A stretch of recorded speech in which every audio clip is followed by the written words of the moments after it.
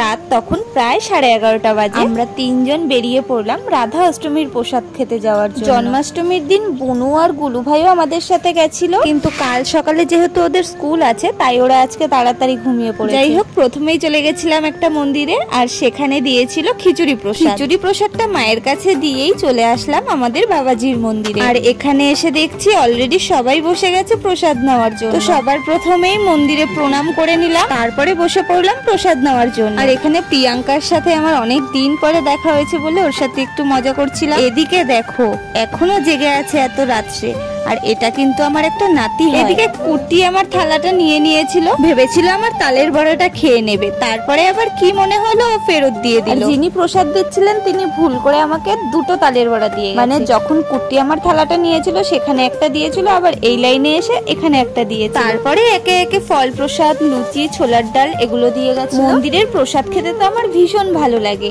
আমার মতো তোমাদের কার কার মন্দিরের প্রসাদ খেতে ভালো লাগে অবশ্যই কমেন্টে জানিও।